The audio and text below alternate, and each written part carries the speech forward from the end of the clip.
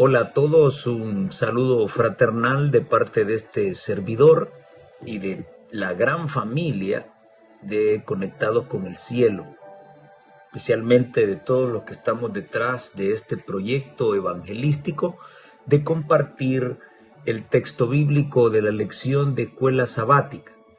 Qué bueno verles y poder reunirnos en este espacio para repasar la lección de escuela sabática correspondiente a esta semana. Vamos a tener una palabra de oración antes de profundizar en el estudio de la misma. Nuestro Dios y Padre que está en los cielos, nuevamente le damos las gracias por permitirnos llegar hasta acá, por darnos el privilegio de poder día a día estudiar su palabra junto al folleto de la escuela sabática. Esta semana usted nos ha permitido recordar la historia, recordar los orígenes, recordar la continuidad de este mensaje fabuloso que es la continuación del mensaje de la Reforma. Un mensaje lleno de mucha esperanza, en donde el centro mismo de este es la segunda venida de Jesús. Nada tiene sentido a la luz de la parusía o el retorno glorioso de nuestro Salvador, el Señor Jesús. Señor, envía su Espíritu para que nos asista en el estudio de esta semana. Se lo pedimos en el precioso nombre de Jesús. Amén y amén. Lección número 7. Motivados por la esperanza. ¿Qué es lo que le da sentido a la muerte de tanto mártir en la Edad Media?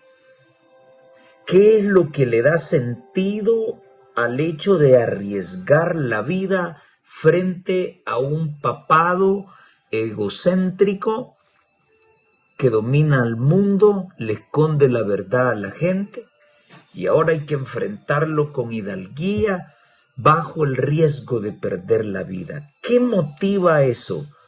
La predicación del Evangelio, levantar la antorcha de la verdad en medio de un ambiente prohibitivo. ¿Qué es lo que motiva? ¿Qué es lo que insufla toda esta gente que murió y a los que continuaron llevando esta antorcha a través de las edades hasta nuestros días? ¿Cuál es la motivación principal? Sencillo, la segunda venida de Cristo.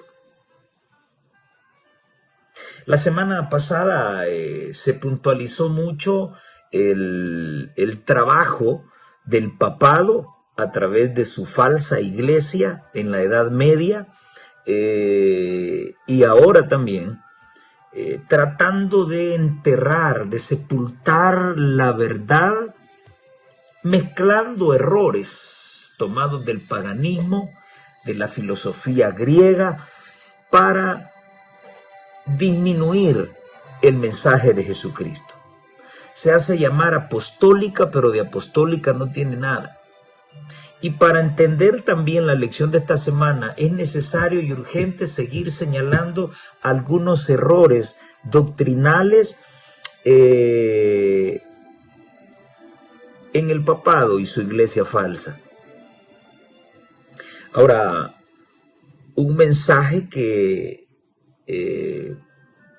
debería ser común en ellos, deberían ser doctos en un tema como este. Sin embargo, ustedes pueden ver de que dentro de la doctrina católica y dentro de sus rituales y dentro de sus ceremonias no figura la parusía o la segunda venida de Cristo. Me extraña porque sí lo tienen escrito, pero parece que no se han dado cuenta. En esta ocasión voy a apoyarme de la Nácar Colunga, versión católica, de 1966, en donde voy a utilizar algunos trozos vinculados con Primera Tesalonicenses, el capítulo 4, y voy a mostrar y quizás mostrarle a todas estas personas que son parte de Conectados con el Cielo, que pertenecen al catolicismo romano, y para algún católico que se cruce por acá y vea el tema, quiero demostrarle que me parece extraño que el tema de la segunda venida de Jesús a esta tierra con poder y gloria no figure en su discurso, no figure en sus doctrinas, cuando sus prelados antiguamente hablaron de ello y está escrito en su propia Biblia. Dice Isaías 25:9, en ese día se dirá, en ese día, cuando nadie lo sabe, pero hay señales. Antes de esa venida, Jesús no vendrá sin que antes venga la apostasía. Y así como en el inicio, así en los finales de la historia, es la apostasía la que le abre camino al papado. El catolicismo romano existió porque la apostasía de la iglesia le abrió camino al imperio de los papas. Y de igual manera, en los anales de la historia, antes de que Jesús vuelva, según 2 Tesalonicenses capítulo 2, ha de haber un periodo de apostasía que le abra el camino al hombre de pecado, al hijo de perdición. La escritura se refiere al papado. Y así lo pensaron todos los reformadores. Y también fue declarado o fue propuesto en la Declaración de Westminster. Así que en ese día, cuando Jesús aparezca, se dirá, este es nuestro Dios. Ojo, testigos de Jehová, se está refiriendo el apóstol a Cristo Jesús y le está llamando Dios. Y no otro Dios, sino el mismo Dios, Ejad. Este es nuestro Dios, Ejad, otro igual. Este es nuestro Dios, lo hemos esperado y Él nos salvará. Este es el Señor a quien hemos esperado. Nos gozaremos y nos alegraremos en su salvación. El pastor Mark Finley habla de 1845 referencias de la venida de Jesús en el Antiguo Testamento y 260 capítulos que hablan de ello en el Nuevo Testamento. Uno de cada 25 versículos hablan o hacen una referencia a la venida de Cristo. Vuelvo a puntualizar, el católico no habla de la segunda venida de Jesús. Nuestra elevada vocación del 27 de diciembre, la página 369, la mensajera del Señor escribió, el tiempo de la demora casi ha terminado. Los peregrinos y extranjeros que durante tanto tiempo han buscado un país mejor, ya casi han llegado. Y luego cita 2 de Pedro 3:14, por lo cual, oh amados, estando en la esperanza de todas estas cosas, procurad. Y quiero dedicarle también este texto a todos aquellos que dicen que en este mundo no vamos a librarnos del pecado. Antes de que Jesús venga, esa generación sin pecado no existe. Bueno, son mentirosos, porque la Biblia habla de que sí habrá un pueblo sin pecado antes de que Jesús vuelva. 2 de Pedro 3:14. Por lo cual, oh amados, estando en esperanza de estas cosas, procurad con diligencia que seáis hallados en él sin mancha. Otras versiones dicen sin mácula. ¿Sin mancha de qué? ¿Sin mácula de qué? Ya sabemos que al hablar de mancha en el vestido de boda, esto se refiere al pecado. Por lo tanto, amados, estando en la esperanza de estas cosas, esperando ese porvenir, esperando esa venida de Jesús, procurad con diligencia que seáis hallados por Él sin pecado y sin reprensión, en paz. Más claro no puede estar. ¿De dónde sacan su teología estos ministros adventistas que niegan la existencia de una generación sin pecado antes de que Jesucristo venga? Si está tan claro en la Escritura. Como decía alguien por allí en las redes, además de soportar tanto apóstata, también hay que recetarle lentes a los que no pueden ver las cosas. Y de eso precisamente vamos a hablar un poquito en este estudio. ¿A dónde se centra la certeza, la seguridad de que Jesús va a venir?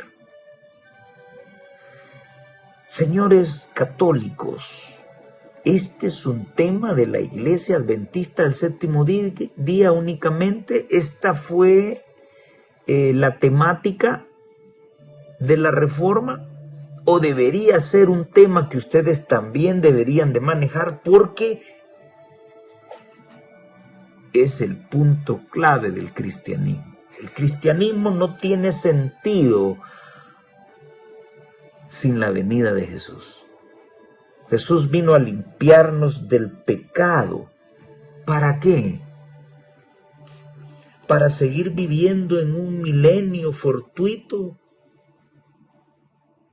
¿O para poder limpiarnos y prepararnos para poder estar delante de la presencia de Dios?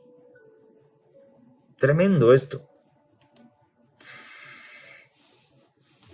¿Qué es lo que cobra? ¿Qué es lo que nos da seguridad de que Jesús vendrá? Bueno, yo tengo un tema de campaña que habla acerca de eso. Lo que le da realce a esto es que fue Cristo mismo quien lo prometió. Y todos conocemos muy bien ese pasaje. Juan quizás fue uno de los que yo me aprendí desde el inicio. Juan 14, del 1 al 3. No se turbe vuestro corazón. Si ustedes creen en Dios, también crean en mí. En la casa de mi Padre. ¿Dónde habita el Padre? En el tercer cielo. En la casa de mi Padre muchas moradas hay. Hay muchos movimientos religiosos evangélicos que enseñan que nosotros nunca hemos de estar en la morada de Dios. Nunca estaremos en el reino de los cielos. Muy bien, por eso preguntaba, ¿a dónde está Dios? Dios está en ese tercer cielo que trasciende nuestro cielo atmosférico y nuestro cielo sideral o espacial, la morada de Dios. Entonces Jesucristo ahora le dice a sus discípulos, no se pongan tristes. ¿Creen ustedes en mi Padre? Pues entonces crean en mí. Allá donde Él vive hay muchas moradas. Si no fuera cierto, yo no se los estuviera diciendo. Así que es necesario que yo me vaya, y qué linda esta parte, y yo los tome conmigo y los lleve a ese lugar, porque donde yo estoy, ustedes deben estar también. El mismo Jesús lo dijo, los mismos ángeles lo dijeron. Varones Galileos, ¿qué es lo que están viendo hacia arriba? Este mismo Jesús que les es quitado de en medio de ustedes, así como le habéis visto ir, también volverá con poder y gloria.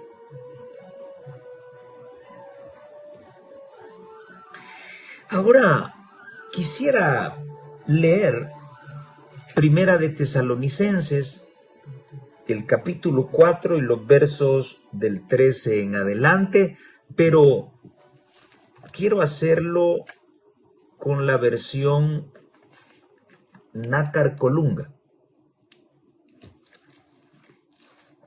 para demostrarle a nuestros amigos católicos de que el tema de la parusía o la segunda venida de Cristo debería de figurar como doctrina principal dentro de su organización. Sin embargo, no lo es. El católico no habla de la segunda venida de Cristo.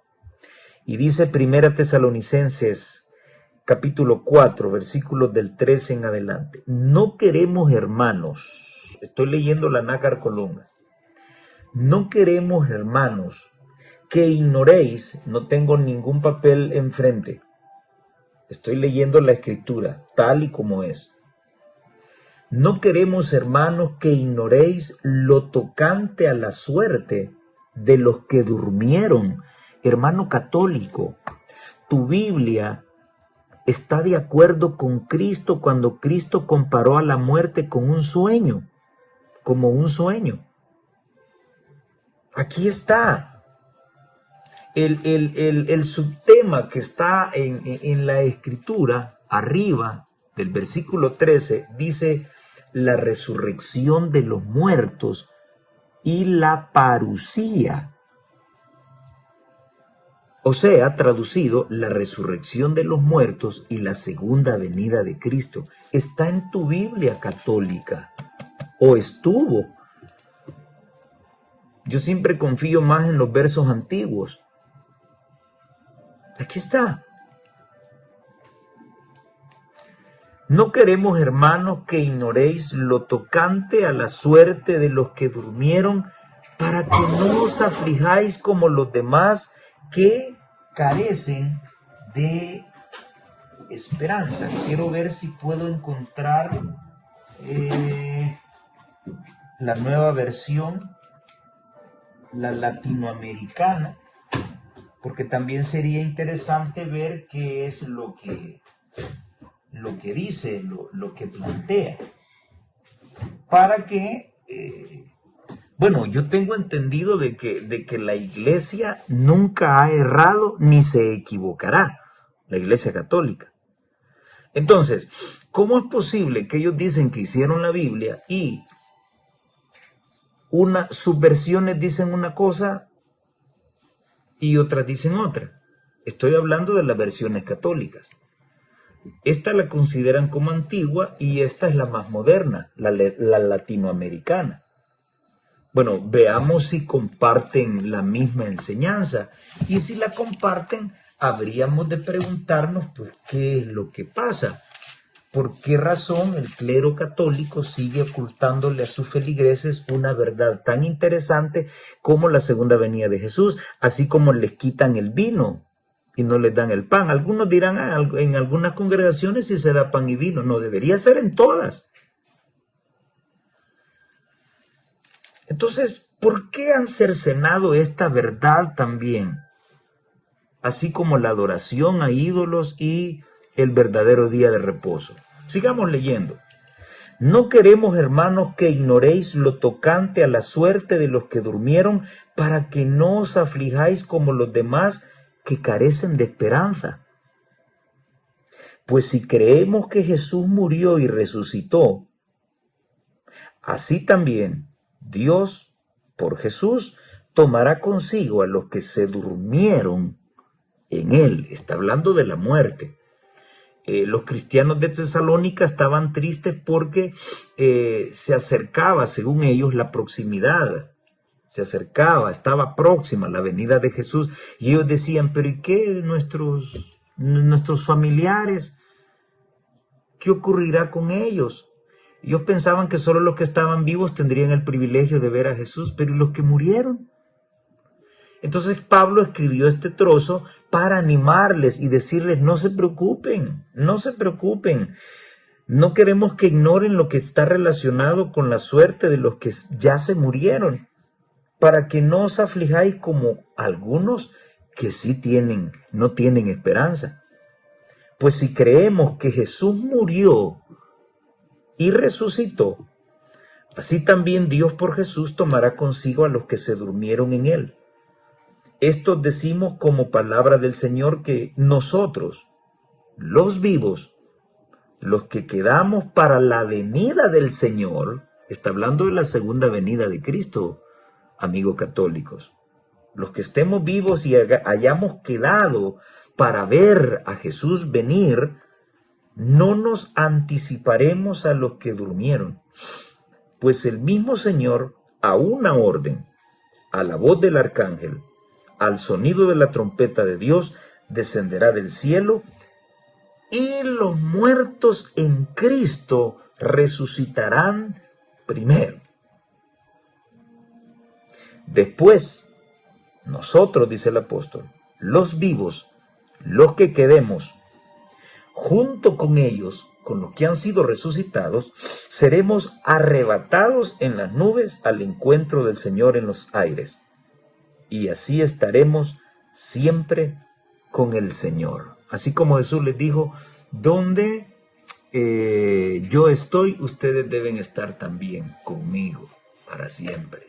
Así que consolaos pues mutuamente con estas palabras. Muy bien, ¿qué dice la Biblia latinoamericana?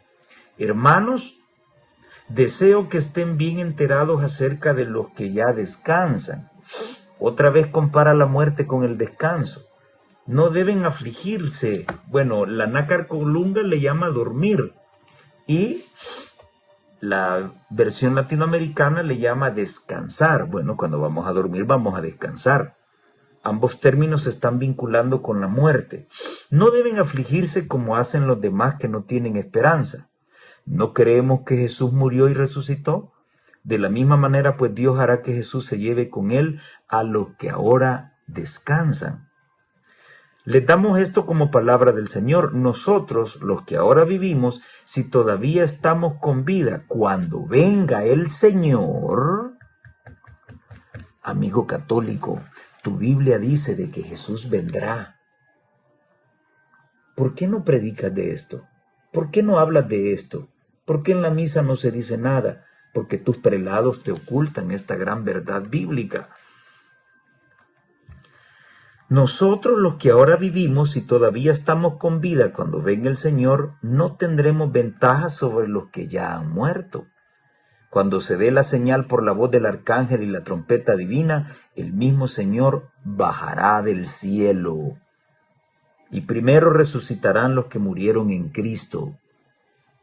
Después nosotros, los vivos, los que todavía estemos, nos reuniremos con ellos, llevados en las nubes al encuentro del Señor, allá arriba, y estaremos con el Señor para siempre. Guarden pues estas palabras y confórtense unos a otros. Muy bien, Luis Torito,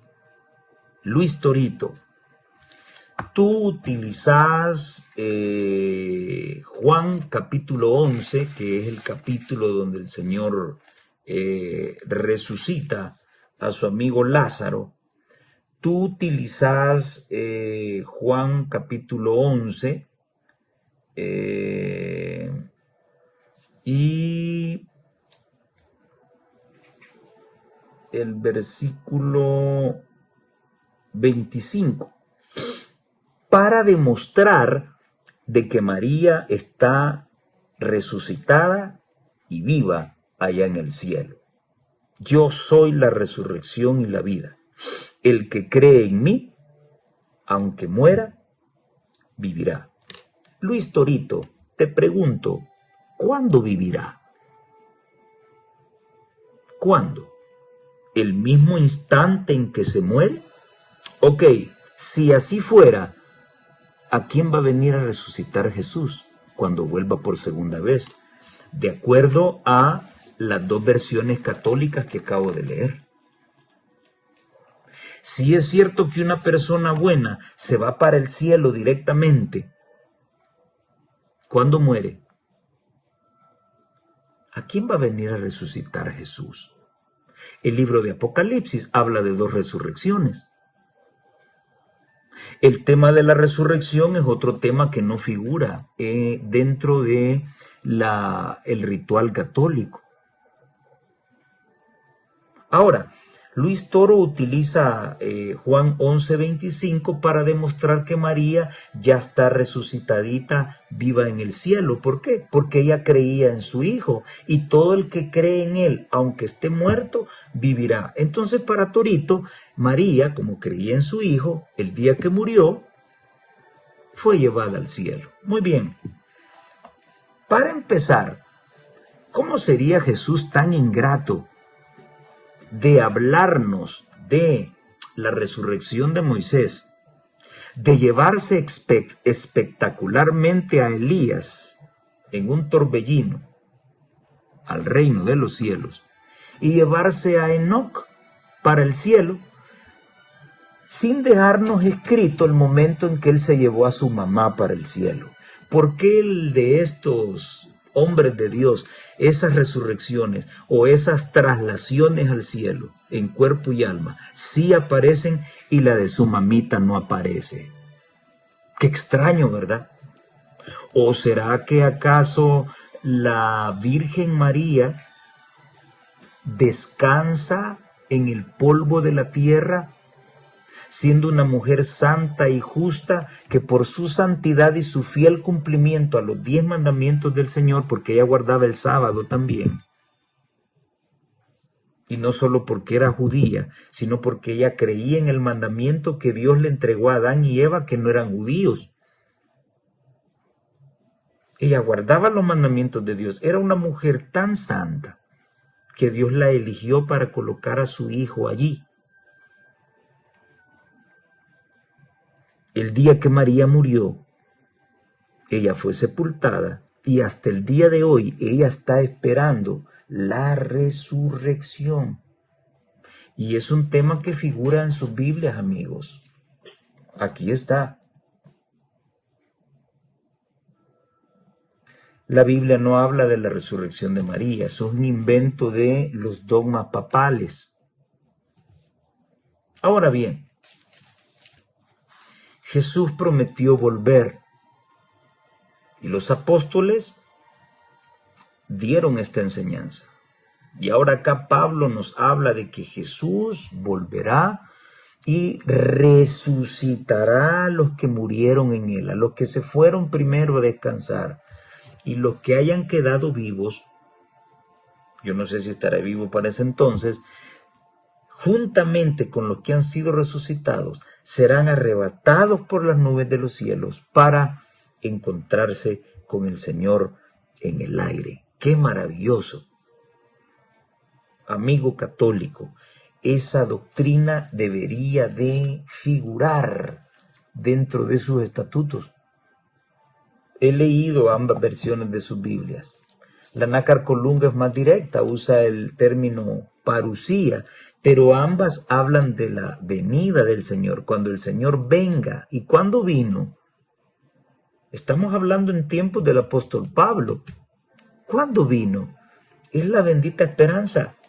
Conflicto de los siglos, página 304, dice: la venida del Señor ha sido en todo tiempo la esperanza de sus verdaderos seguidores.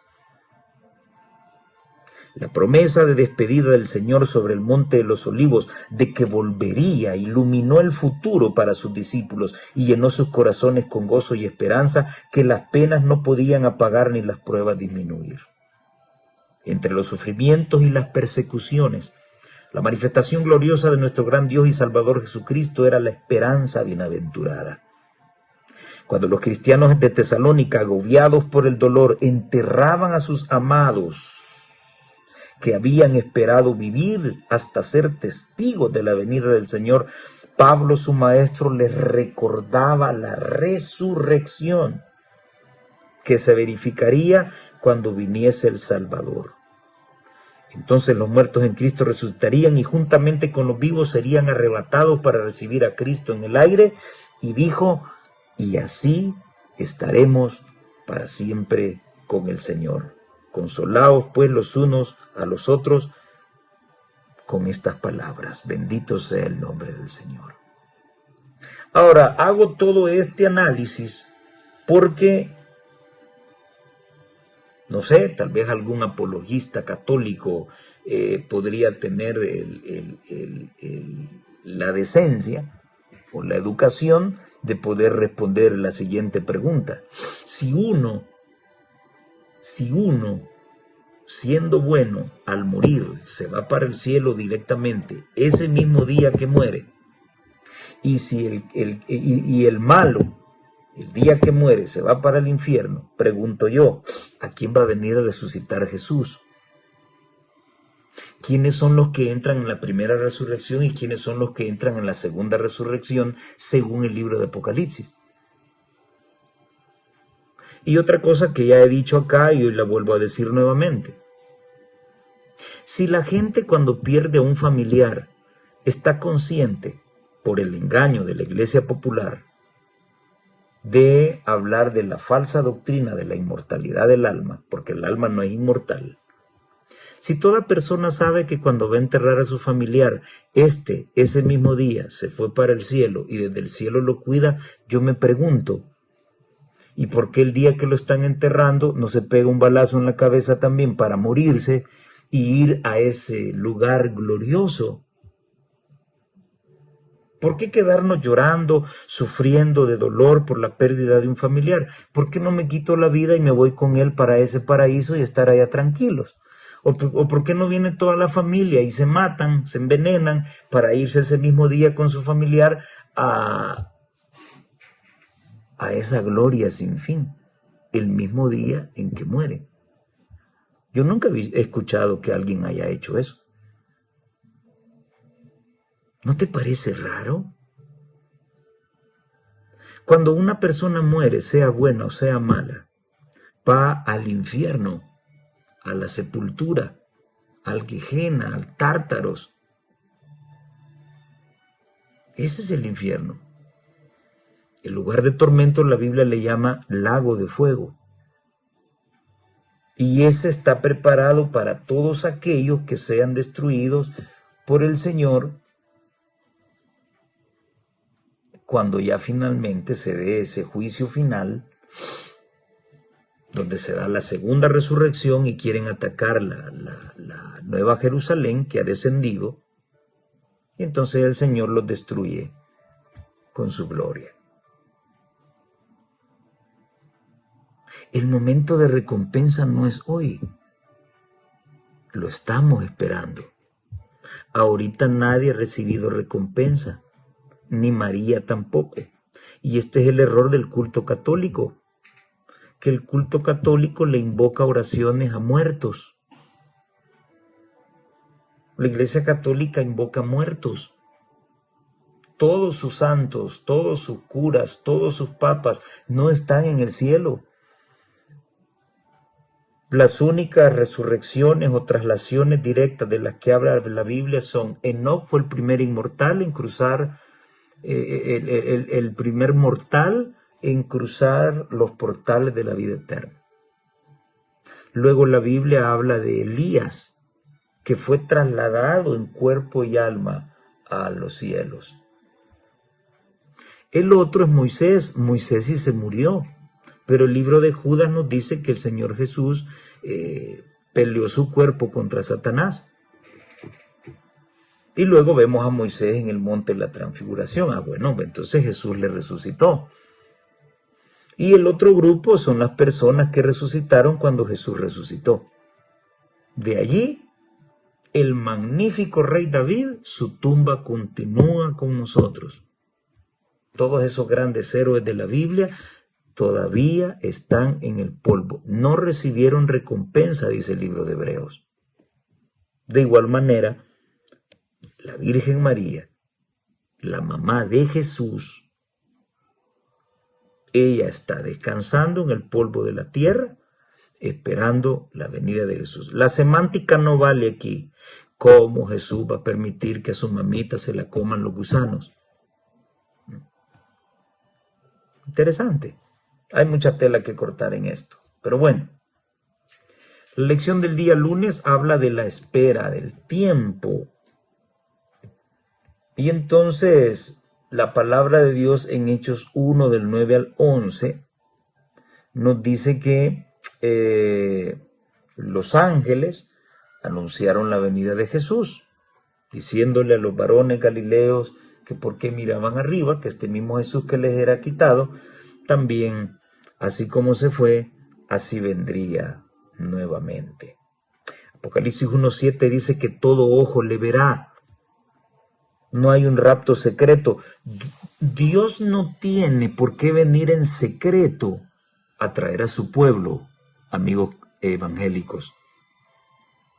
Dios quiere que todo el mundo y todo el universo se dé cuenta que sí se podía vivir a la altura de sus santos mandamientos. Para Él es un honor que el universo entero conozca a cada hombre, a cada mujer, a cada anciano, a cada niño, a cada niña que fueron fieles a Dios. ¿Por qué ha de venir en secreto? ¿Qué razones tiene Jesús para ocultarse y venir a traer a sus escogidos en secreto si es el más grande honor para Jesús? Todos aquellos que creyeron en su sacrificio y que creyeron en su evangelio. ¿No les parece que hay algo raro en esto? ¿Hablar de un rapto secreto? Como el relámpago que sale del oriente y se muestra hasta el occidente, así también será la venida del Hijo del Hombre.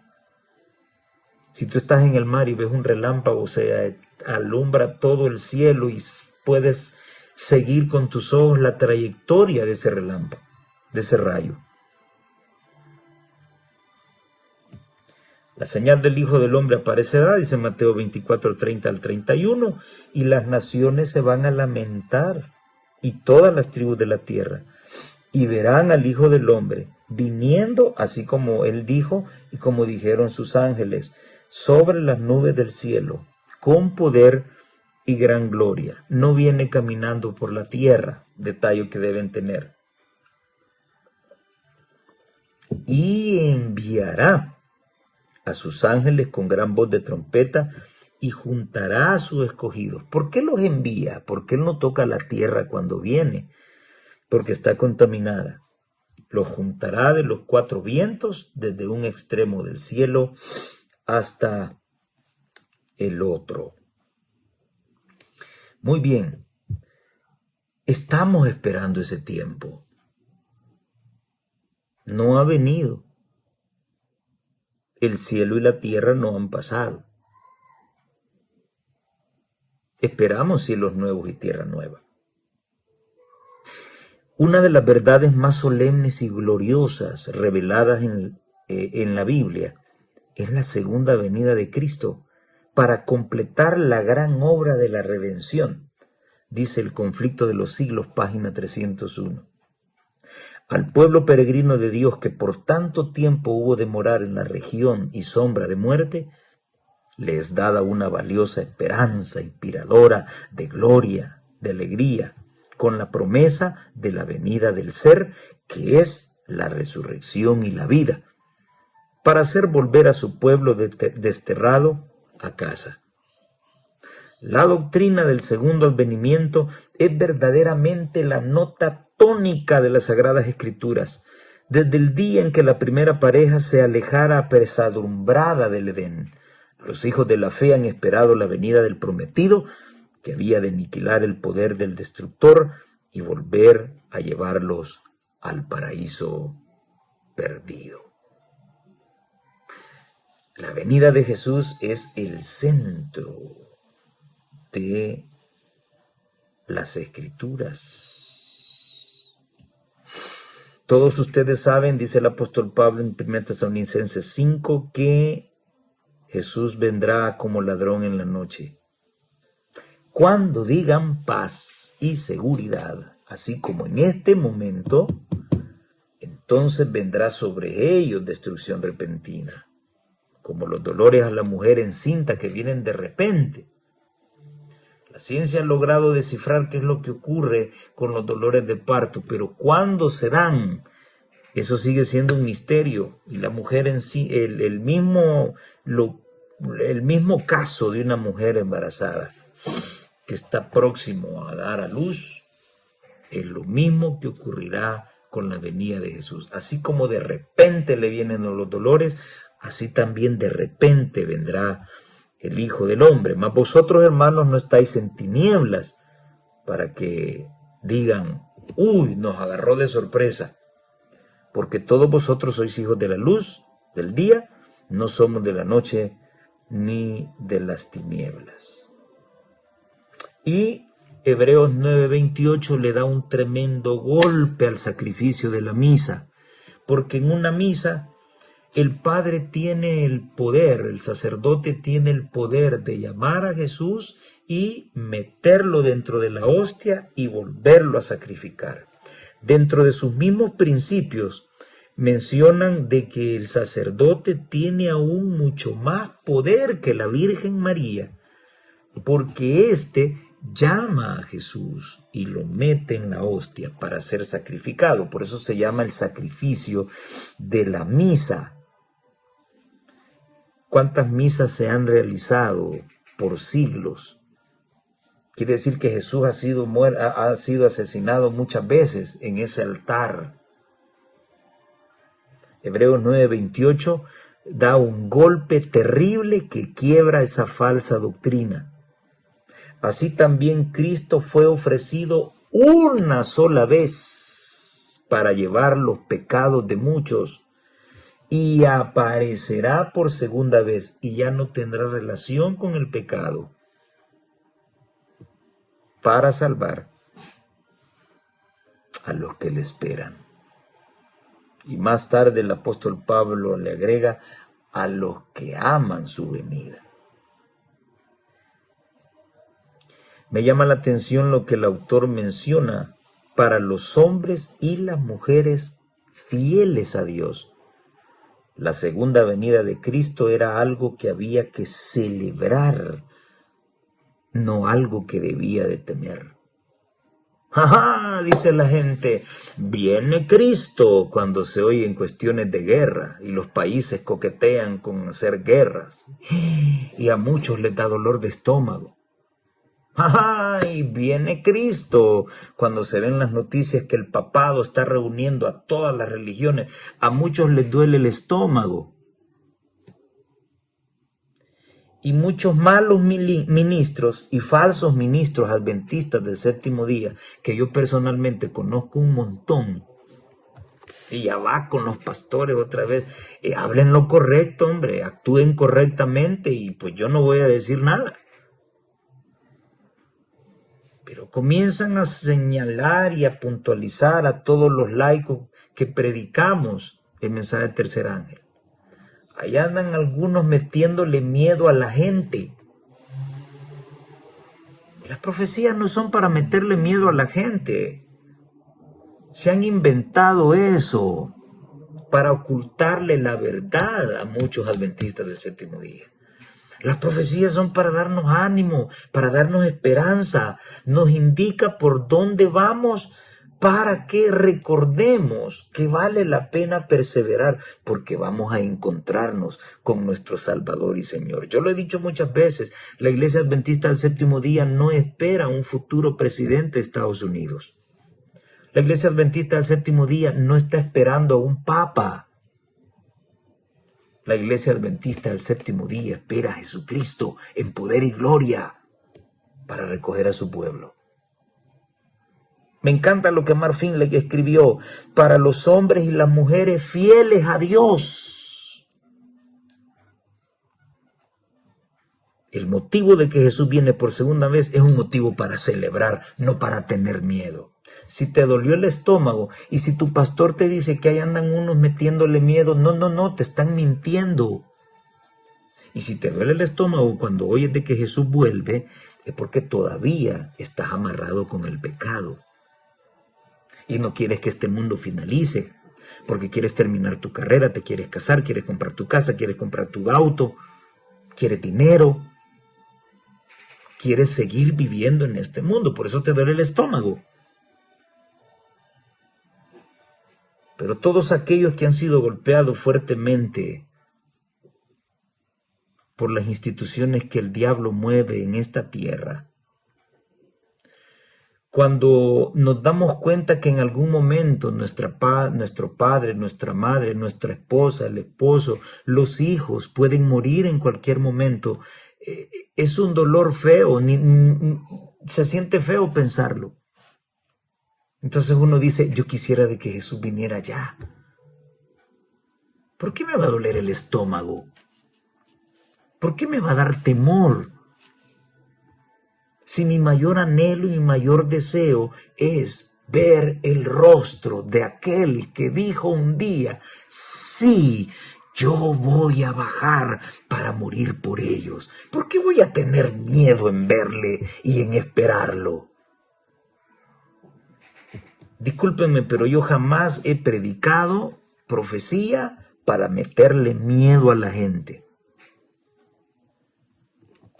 El que siente miedo es porque necesita un cinchazo para despertar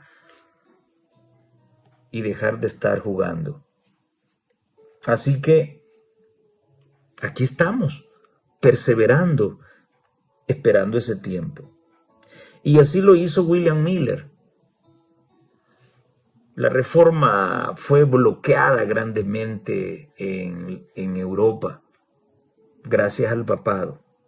Pero los destellos del Evangelio dieron sus destellos y despertaron el corazón de un hombre llamado William Miller.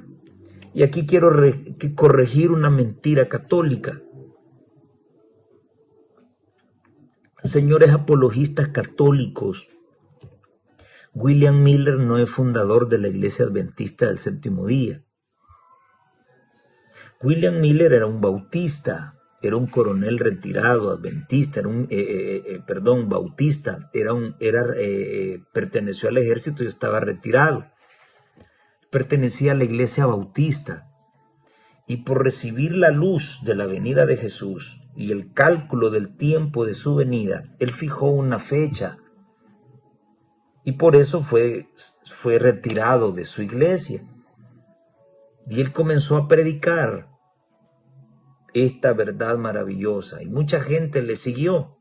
Sus cálculos no le salieron, ya vamos a analizar por qué.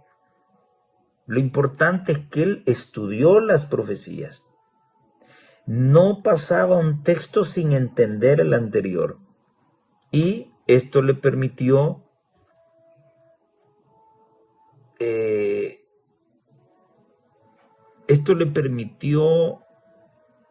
descubrir o cimentar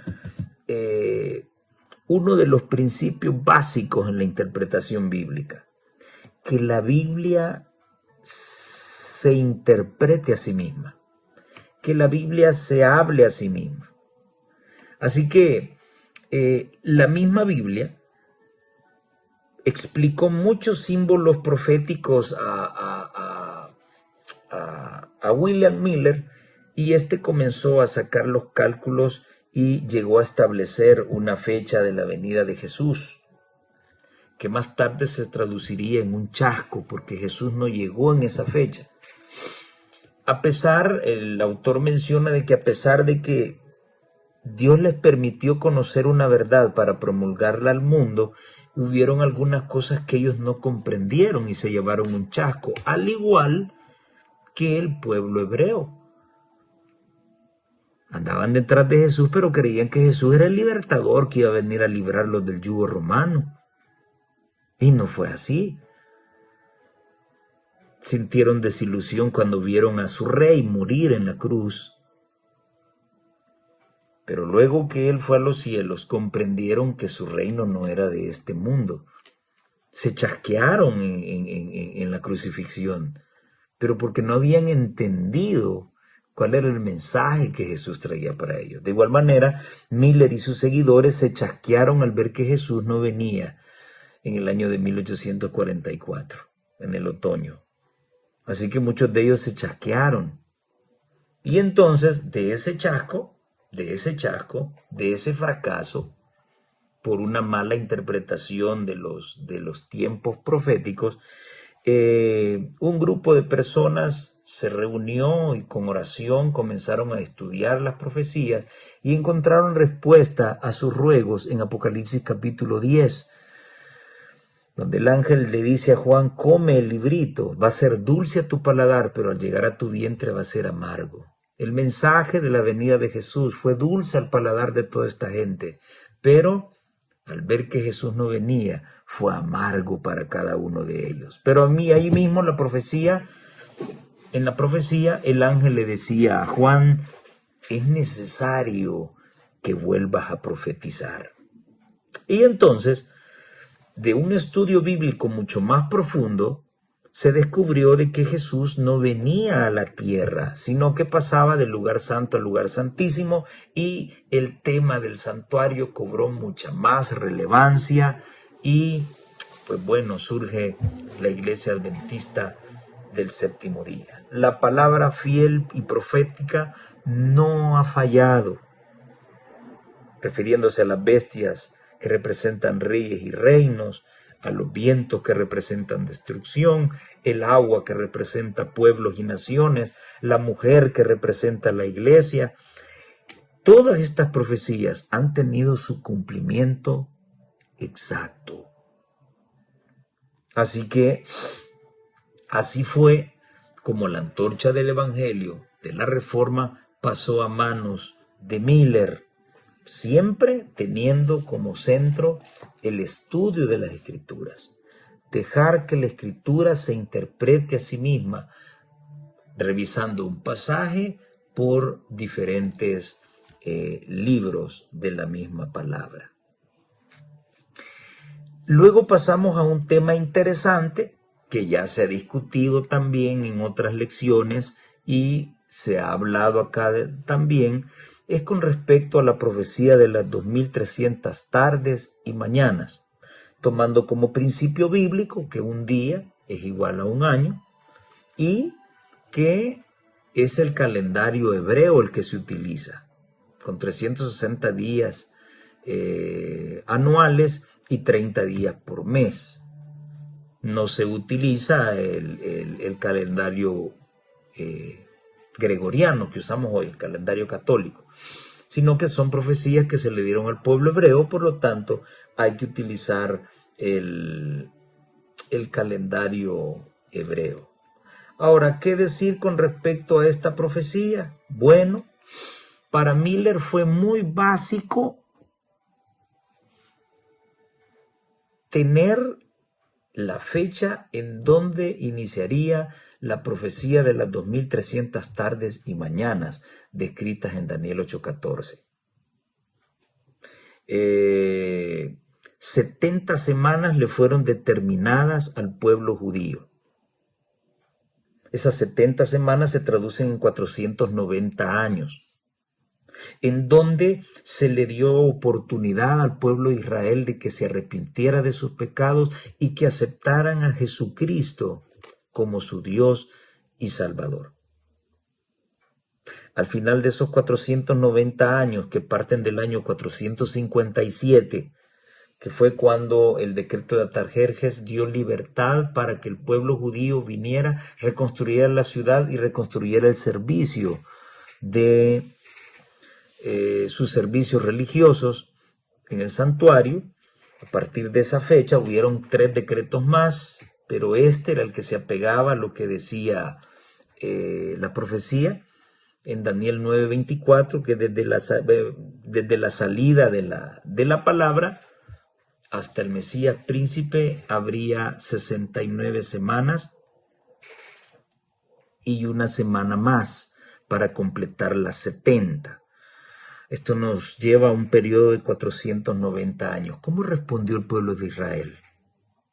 En el año 34 asesinaron al último profeta que les fue enviado, que aún en su agonía le predicó la verdad de lo que iba a ocurrir. Así respondieron. Así que este evangelio maravilloso les fue quitado a los judíos, dejaron de ser el pueblo de Dios. El mundo evangélico se ha quedado diciendo que son santos y que es el pueblo de Dios. Ya no son el pueblo de Dios. Sin embargo, todo aquel judío que se acerque a Jesús y le acepte como Salvador puede encontrar salvación. Entonces el evangelio les fue quitado y le fue dado a otro pueblo. ¿A quién? A los que no somos judíos. a los gentiles.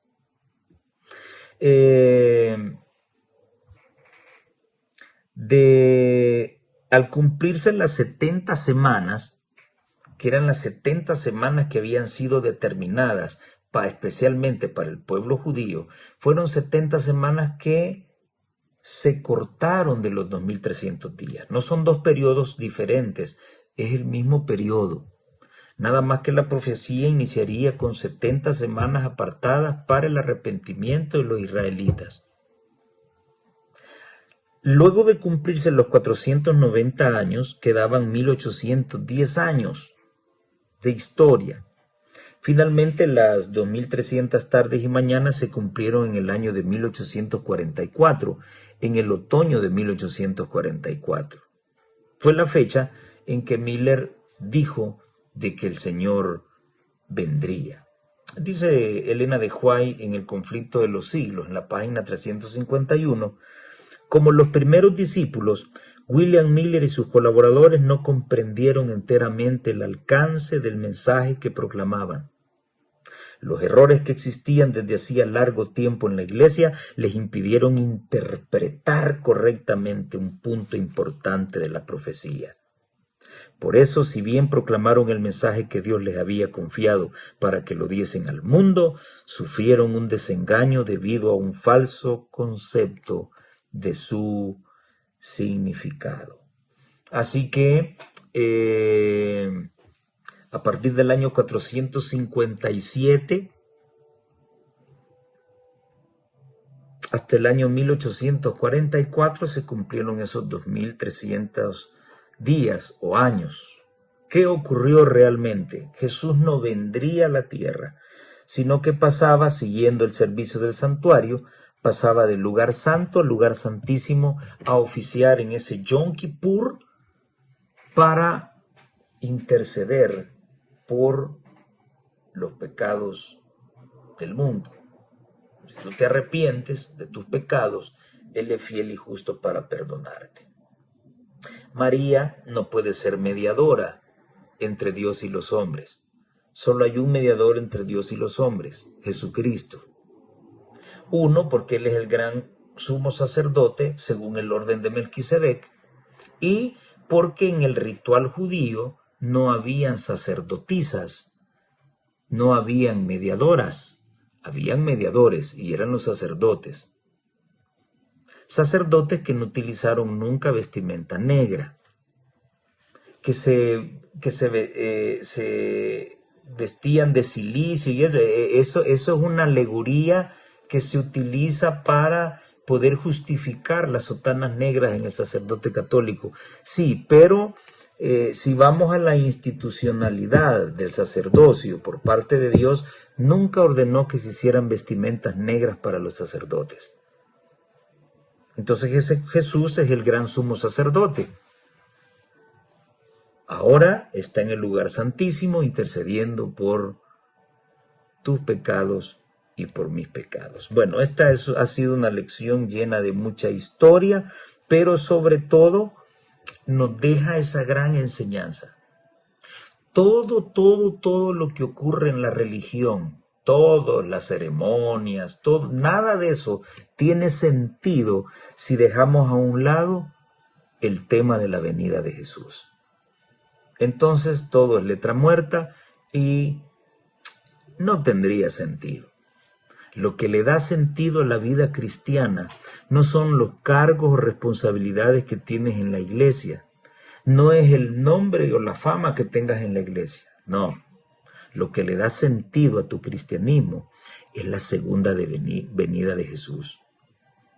Debes portarte bien, debes estar libre de pecado, porque sin santidad nadie verá al Señor. Así que piénsalo muy bien. Hay muchos que están jugando a ser cristianos nada más. Pero esto no es cuestión de jugar a ser un cristiano. O eres o no eres. Pero no hay medias tintas. Debes tomar una decisión. Y ojalá que la decisión que tomes sea la correcta. Lo que le da sentido a tu vida cristiana es la segunda venida de Jesús, donde tendrás el privilegio de encontrarte con tu Señor y Redentor si logras vencer el pecado por medio de la sangre de Jesús. Que el Señor te bendiga. Nos vemos en la próxima.